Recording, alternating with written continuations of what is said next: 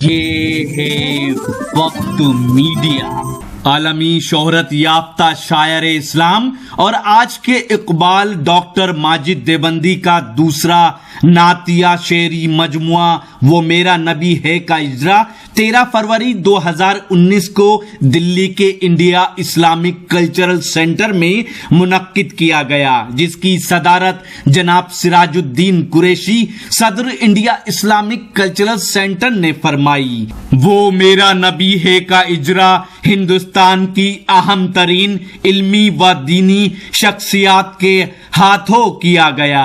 ہندوستان کی تاریخ میں یہ پہلا موقع ہے کہ اکابرین اسلام اور اہم ترین دینی شخصیات اتحاد امت کے حوالے سے یکجا ہوئی، جس میں امیر شریعت حضرت مولانا ولی رحمانی صاحب خانقاہ رحمانی منگیر، حضرت مولانا سید جلال الدین عمری امیر جماعت اسلام ہند، حضرت مولانا کلب جواد نقوی رکن آل انڈیا مسلم فضلہ بورڈ، جناب ڈاکٹر مفتی مکرم احمد صاحب شاہی امام مسجد فتح پوری دہلی، جناب مولانا محسن تقوی امام جمعہ شیعہ مسجد کشمیری گیٹ دہلی، جناب راشد فریدی سجادہ نشین درگاہ حضرت بہاؤالدین فریدی رجب پور، جناب پروفیسر اختر الواسع صدر مولانا آزاد یونیورسٹی جودھ پور، جناب نوید حامد صاحب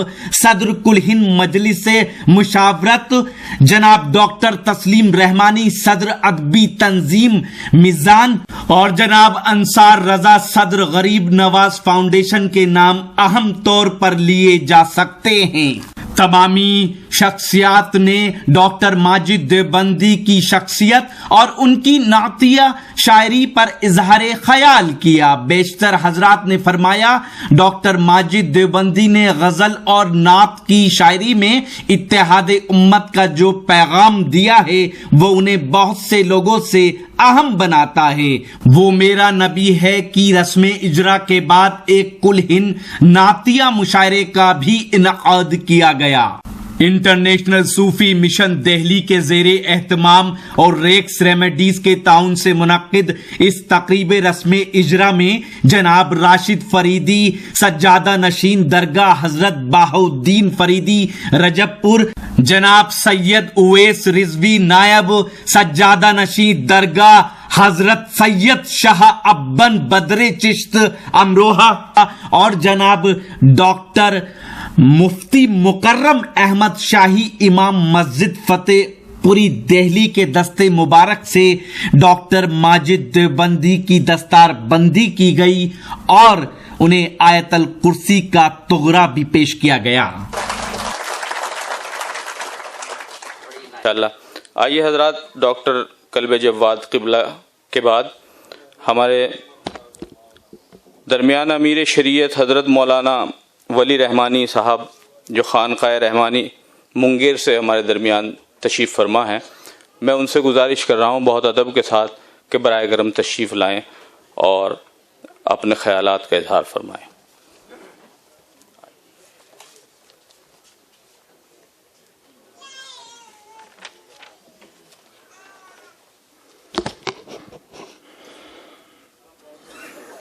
بسم اللہ الرحمن الرحیم وبہ نستعین والصلاة والسلام علی سیدنا محمد وعلی آلہ وصحبہ اجمعین، اما بعد۔ حضرات گرامی مرتبت، سامعین کرام، میرے لیے بڑی سعادت کی بات ہے کہ اللہ تعالیٰ نے آج مجھ کو اس محفل میں شریک ہونے کا شرف بخشا، اور اللہ کی بڑی مہربانی ہے کہ اس مجلس کا عنوان بھی بہت شاندار ہے۔ ہمارے جناب ڈاکٹر ماجد دیوبندی صاحب بہت مشہور بڑے کہنہ مشق شاعر ہیں۔ انہوں نے مختلف صنف شکن میں اپنی حیثیت، اپنی صلاحیت زبادانی کا لوہا منوایا ہے، لیکن اللہ کا سب سے بڑا فضل ان پہ یہ ہے کہ انہوں نے نعت پاک کا میدان، جو بڑا نازک بھی ہے، بہت اہم بھی ہے، اس کو انہوں نے پسند کیا اور اللہ تعالیٰ نے ان کو اس راہ پہ چلا دیا، اور اللہ نے ان کو توفیق دی۔ نعت کا ایک مجموعہ آیا، وہ مقبول ہوا، اور انشاءاللہ وہ خلق میں بھی مقبول ہے، خالق میں بھی مقبول ہوگا۔ اب یہ دوسرا مجموعہ ہے جس کی بسم اللہ آج ہوئی ہے۔ نعت ہمارا آپ کا، انسانوں کا بڑا مخلصانہ جذبہ ہے، محبت کا، مودت کا، عقیدت کا، وارفتگی کا، اور یہ جذبہ مختلف طریقوں پہ ظاہر ہوتا ہے۔ کبھی کبھی اللہ کے بندے تنہائیوں کے اندر روزانہ 1100 مرتبہ درود شریف پڑھتے ہیں۔ یہ خانقاہی نظام زندگی کا ایک حصہ ہے، اس میں بھی محبت ہے، اس میں بھی عقیدت ہے، اس میں بھی وارفتگی ہے۔ کبھی انسان جب تعمیرات کی طرف چلتا ہے اور اس میں محبت پیدا کرنے کی کوشش کرتا ہے، تو اس وقت عبد المجید شہنشاہ ترکی کی تصویر ابھرتی ہے، جنہوں نے مرکز نبوی مدینہ طیبہ میں مسجد نبوی کی تعمیر کرائی، بڑے اہتمام کے ساتھ۔ انہوں نے اپنا دل نکال کے رکھ دیا۔ ہم میں سے کتنے لوگوں کو معلوم ہوگا کہ مسجد نبوی کے سارے کھمبے سنگ مرمر کے ہیں، یہ کوئی خاص بات نہیں، لیکن یہ بات نہ بھولنے والی ہے، اور اس محبت کے قربان جائیے کہ ہر ایک کھمبے کے تراشنے سے پہلے اس کی پتھر کی سل پر قرآن مجید کا ایک ختم کیا گیا، اس کے بعد کھمبا تیار ہوا۔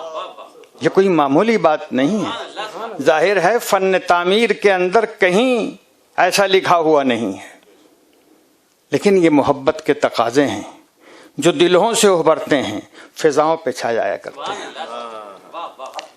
اسی طرح نعت کے اشعار یہ بھی محبت کے تقاضے ہیں، عقیدت کے تقاضے ہیں، اور یہ تقاضے مختلف انداز پہ سامنے آتے رہتے ہیں۔ یہ عقیدت و محبت جتنی گہری ہوگی، اثرات اتنا ہی دور تک جائیں گے۔ دنیا میں زیادہ اور سب سے زیادہ پڑھی جانے والی ربائی نعت ہی پہ مشتمل ہے۔ بلغ العلا بکمالہ کشف الدجا بجمالہ حسنت جمیع خصالہ صلوا علیہ وآلہ۔ یہ ربائی دنیا کی سب سے زیادہ پڑھی جانے والی ربائی ہے، اور ہمیں شاید اندازہ نہیں، بزرگوں کو اس کا اندازہ ہے کہ اگر کثرت سے یہ ربائی پڑھی جائے تو وہ خوش قسمت انسان تیار ہوتا ہے جسے خواب میں زیارت نبوی ہوتی ہے۔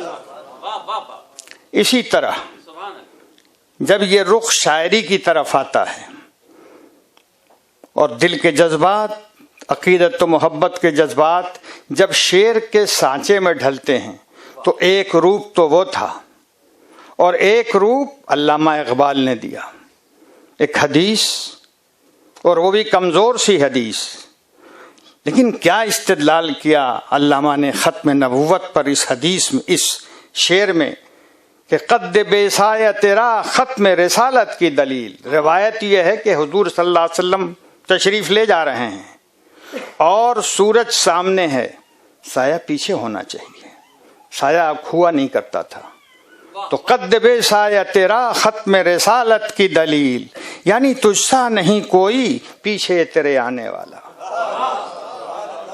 یہ علامہ اقبال کی بات تھی۔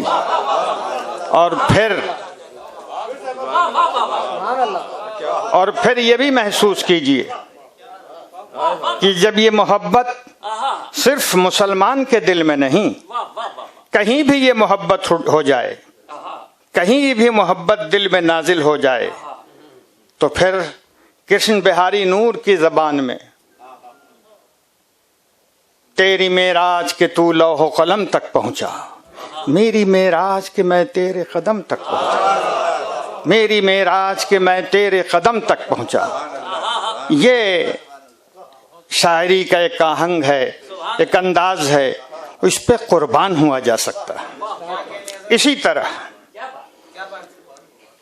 حقیقتاً تو وہی ہے، وہی ہماری ہے، حقیقتاً تو وہی ہے، وہی ہماری ہے، نبی کی یاد میں جو زندگی گزاری ہے، نبی کی یاد میں جو زندگی گزاری ہے۔ اس شعر کا کہنے والا کوئی اور نہیں، ڈاکٹر ماجد دیوبندی ہے۔ اور مجھے صرف یہ دعا کرنی ہے کہ اسی شعر کے سائے میں ان کی شاعری کی زندگی گزر جائے، انشاءاللہ دونوں جہان میں کامیاب رہیں گے۔ وصلی اللہ تعالی علی خیر خلقہ محمد وآلہ وصحبہ اجمعین۔